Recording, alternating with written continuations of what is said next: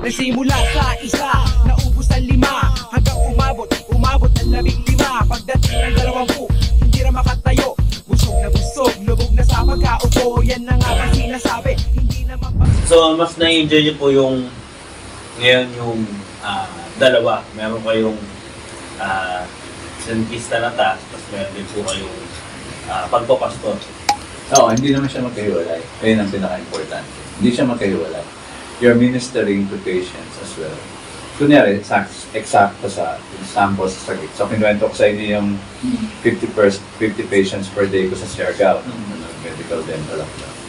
Kaya ako kailangan ganun kadami. Kasi there's just so many patients and you cannot have an opportunity again to be back para bumalik sa kanila. So, ganun karami na bunot namin ng wife. Pero sa sakit, lagi ko sinasabi sa kagaya nila Caris na o kung sino man yung secretary, yung in charge doon, sinasabi ko, just give me 10 patients for the whole day. Kasi, kino-combine ko yung ministry, yung pastoring ko to the dental work. Ibig sabihin, parang si Jesus, di ba? Nag-heal siya, tapos tinuturo niya ang salita ng Panginoon. So basically, inaalam ko yung buhay ng tao, alam ko yung pamilya nila, so nakakakwentuhan ko.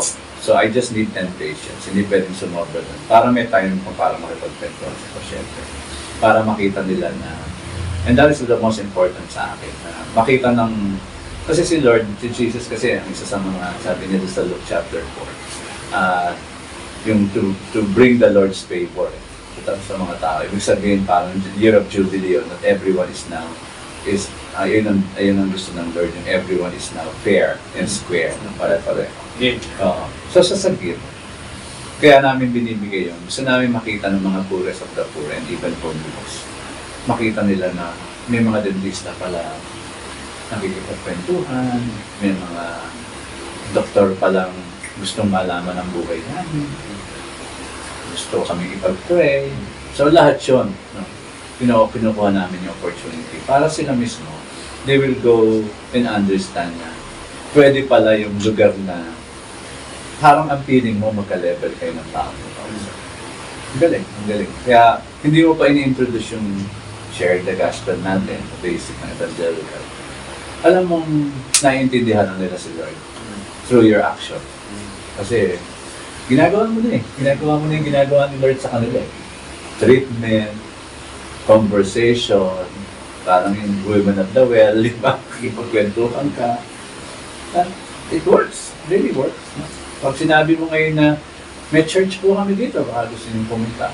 Pumunta. Kasi walang, it's not a bait, no? Hindi siya parang pain ng hinahatak mo yung tao para lang makakilala kay Jesus. Yung panghatak mo dahil dentista ka. Hindi ganoon.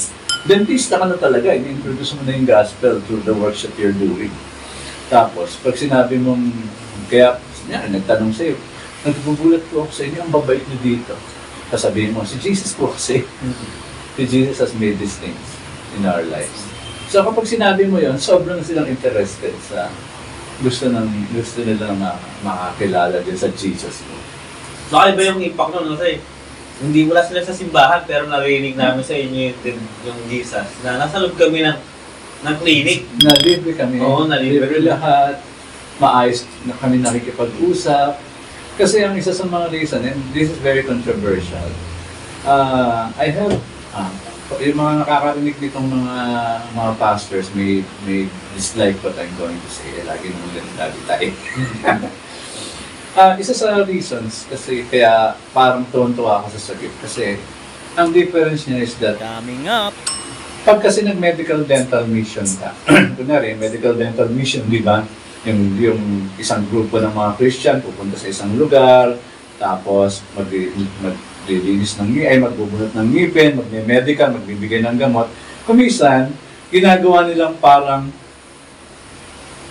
sabi nila sa social media, clickbait. Yung ginagawa nilang pain yun para makilala si Jesus.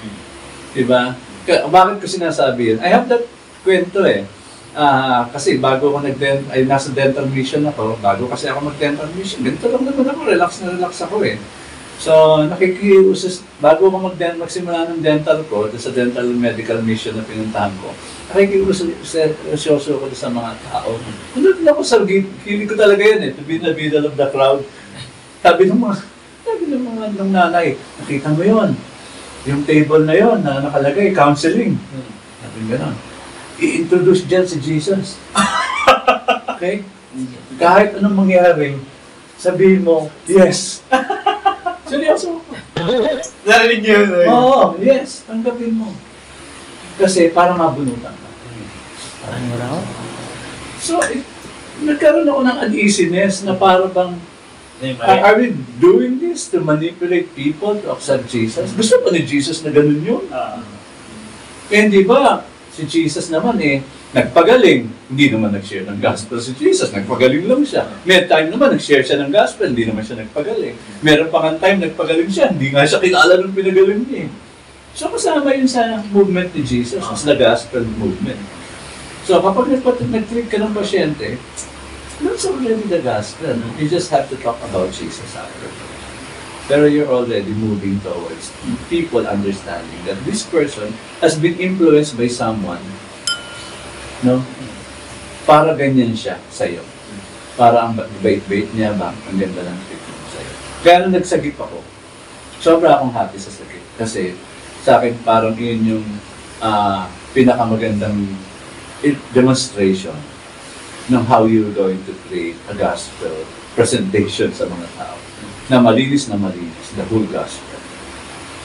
Nag-retreat ka, magpapagaling ka ng physical, tinutulungan mo sila sa spiritual, and let them decide. And decide kung Jesus is their Lord and Savior. Hindi. Para tuloy yung clinic is lumawak yung business. Hindi lang business nyo, Doc.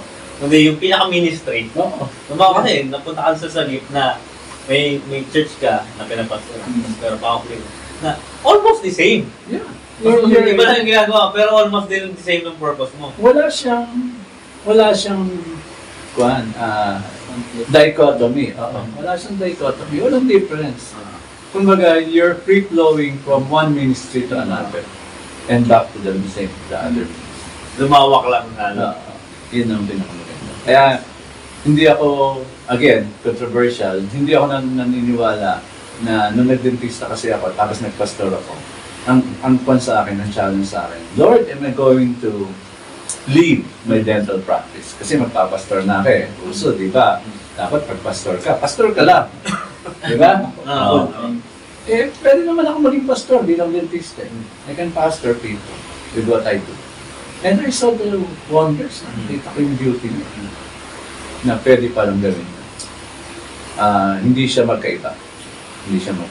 In presenting what you can give to a person. Love your neighbors, you love yourself.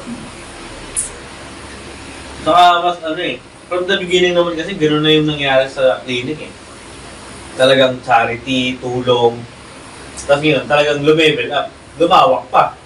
Oo. Ako I resist yung una na it's going to be a charity. Tagal kong bumitaw na kailangan ko magkapera.